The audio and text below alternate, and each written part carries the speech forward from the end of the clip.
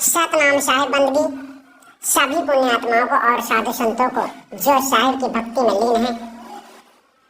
तो आज हम आपको साहिब की वाणियों के द्वारा संपूर्ण सच्चाई, जिस तरह से आप अच्छे से खासे मतलब सही तरह से आज आप समझ पाओगे कि सार शब्द वाकई में है क्या।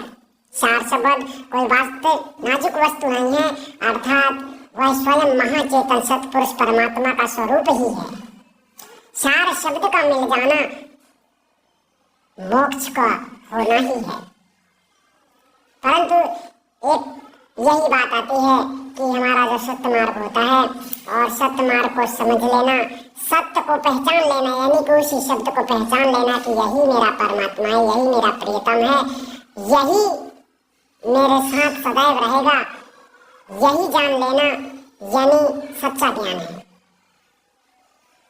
अब बहुत लोगों को तो हम ये देख रहे हैं कि जिसे सार शब्द प्राप्त हो गया है, जैसे कहते हैं कि हम सार शब्दधारी हैं, फिर भी वो साधना सिद्धि में लगे हैं कि अभी हमारी कमी पूरी नहीं हुई है। तो आइए हम आज आपको मुक्त कर देते हैं उस बंधन से जिस तरह से आप गुमराह हैं। तो हम आपको उस देश की बात बता रहे हैं जिस देश में आपको जाना है, जहाँ के बारे में परमात्मा स्वयं अपना ही इशारा कर रहे हैं। तो वाणियों के माध्यम से क्या कह रहे हैं? बिन पायन की राह है, बिन पायन की राह है, बिन बस्ती को देश, बिना पिंड का पुरुष है, कहें कबीर सो देश। अर्थात सतलोक जहाँ आपको जाना है वहाँ के बारे में इस वाणी का कहना है। तो आपको इस वाणी को अच्छी तरह से गहराई से समझना है। और दूसरी बात हम आपको फिर से जो बहुत पुरानी वाणी है उसको आज हम उत्तर के सहित बताएंगे आपको, ताकि थोड़ा बहुत आपको समझ में आ जाए। साहिब की एक वाणी कहती है, पानी में मीन प्यासी मोहे सुन सुन आवत हासी। सच्चाई है और बिल्कुल परम सत्य है। पानी में रहने वाला जीव यानी कि जीव रूपी मछली, मीन माने मछली होता है, जीव रूपी मछली और सार शब्द महाचेतन रूपी पानी, उसी पानी में रहने वाला जीव उसी पानी को पाने के लिए, उसे पीने के लिए तड़प रहा हो, तो यह बहुत ही अद्भुत बात है। तो इसका कारण खास तौर से यही है कि मछली, जो जीव रूपी मछली है, वह अज्ञान दशा में अपने स्वरूप को नहीं देख पा रही है, अपने आप को नहीं पहचान पा रही है। इसके लिए साहिब ने भेदी गुरु का जिक्र किया है कि चैतन्य ज्ञान यानी सच्चा ज्ञान जब तक उसे नहीं होता है, जब तक वो अपने स्वरूप को नहीं पहचानती है, वह यह नहीं जानती है कि मैं कौन हूँ, तब तक वह जीव उस परमात्मा से संबंध नहीं करता है। और वैसे तो संसार में उलझने का बहुत कारण है, जैसे कि माया ने अपना जाल पसारा है, माया ने पांव पसारा है, तो माया में तो सब फंसे ही है। यह समझाने की एक दूसरी प्रक्रिया है। तीसरी प्रक्रिया यह है कि सार शब्द की बात जब चलती है तो सार शब्द का ध्यान स्मरण की बात जब चलती है तो सार शब्द के बारे में साहब ने कहा, सूरत समावय शब्द पे ताही काल नहीं खाए। और वह शब्द गुरु के द्वारा ही प्राप्त होता है, कोई विधि विधान उसका नहीं है कि हमें विधि करके उस शब्द को ढूंढना है, ऐसा कुछ नहीं है। साहब कहते हैं, गुरु की कृपा होए तब पावे परम धाम निर्वाणी लो। इस बात को अच्छी तरह से आपको समझना है कि गुरु की कृपा यानी कि गुरु अगर आपके ऊपर प्रसन्न हो जाता है तो आपको उस धाम अर्थात कि वह स्थान, धाम किसी स्थान की बात की ओर संकेत कर रहा है, तो वह एक स्थान है जो सुरक्षित है और तुम उसमें उस जगह पर पहुंच गए तो वह उस जगह पर जाने पर आप सुरक्षित रहते हैं यानी कि आजाद रहते हैं। फिर आपको वह ऐसा स्थान है जहाँ आप पड़े रहो या खड़े रहो या कुछ भी करो, उससे कोई फर्क नहीं पड़ता है। आपको वहाँ मतलब वहाँ के राजा आप स्वयं हो।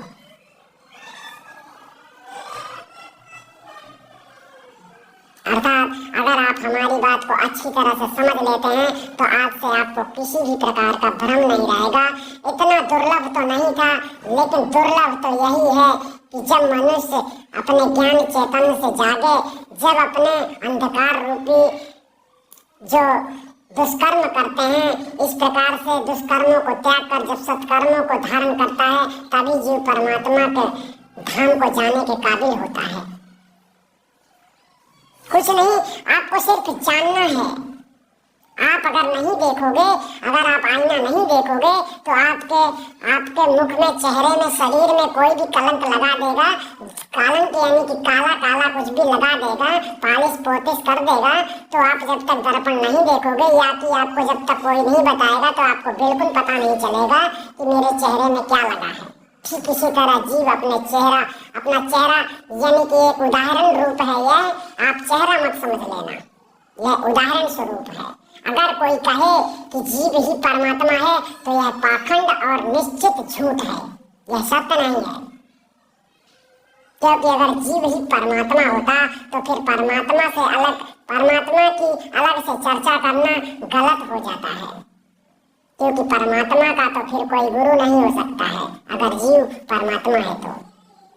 इसलिए जीव भिन्न है और परमात्मा अनंत है। जीव एक भाषा, एक वचन है और परमात्मा अनंत है। आपको इस बात को अच्छी तरह समझना है। उस महाचेतन परमात्मा की महिमा को नहीं जाना है किसी ने। चलत चलत सब जगत में, चलत चलत सब जगत में सब भूल गए, संतों सब जग भूला पाया। साहिब कहते हैं कि संतों सब जग भूला पाया। एक दो इंसान की बात नहीं कही है, यहाँ पे सब जग भूला पाया। वही भूल में ब्रह्मा भूले, वही भूल में ब्रह्मा भूले, शंकर ध्यान लगाया। वही भूल में विष्णु भूले, भूल का मरम न पाया। अर्थात उसे तो आज भी सब इसीलिए कहते हैं कि मनुष्य तन दुर्लभ होता है और मनुष्य तन धारण करने का एक यह विशेष उद्देश्य होता है, जीवन होता है। जीवन का यह विशेष उद्देश्य होता है कि हमारा लक्ष्य क्या है, और हमारा लक्ष्य उस परमात्मा को खोजना, उसकी भक्ति करना और मोक्ष यानी कि जीवन सार्थक करना ही हमारे जीवन का परम धर्म है। तो भक्ति इतना दुर्लभ नहीं है। सच्चे गुरु को खोज लेना, सच्चे गुरु को पहचान लेना, उसके चरणों में अपना शीश झुका देना ही तुम्हारा भाग्य है, और इतना ना कर पाना दुर्भाग्य है। चैतन्य ज्ञान किसी को जान लेना, उससे जान लेना है। किसी भी व्यक्ति से मिलने से पहले अगर आप उसका नाम जानते हैं तो आप उसके नाम, अगर आपके पास किसी का नाम है, आज हम आपको बता देते हैं कि अगर आपके पास किसी का नाम है तो आप उससे जरूर मिल सकते हो। तो अगर आपके पास सार शब्द स्वरूपी महाचेतन परमात्मा का नाम है तो आपको कुछ करने की आवश्यकता नहीं है। उस सार शब्द परमात्मा में आपको रमना है। रमने का मतलब है उसे अपना ही समझना है सदैव, और वही केवल हमारा है। उसे समझ के और संसार में केवल सत्य मार्ग पर निज कर्मों पर आधारित होकर चलना है, यानी हंस की गति में चलना है। आपको संसार में मोह माया में ध्यान नहीं देना है। यही आपका मोक्ष है, यानी कि आपको उसी सार शब्द में स्थित बनाना है।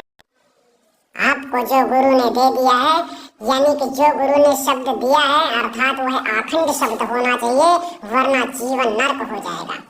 अगर कोई कहता है कि वह अखंड शब्द वहां मिलेगा, तो फिर गुरु के पास क्या मिलता है?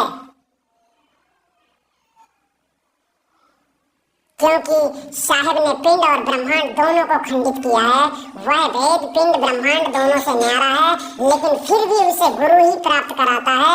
और वह शब्द ऐसा है जो भीतर बाहर सकल निरंतर है, ना ही केवल अंदर है और ना ही केवल बाहर है। भीतर बाहर सकल निरंतर गुरु प्रतापे दीठा लो। इस बात को आप लोग अच्छी तरह से समझ लीजिए।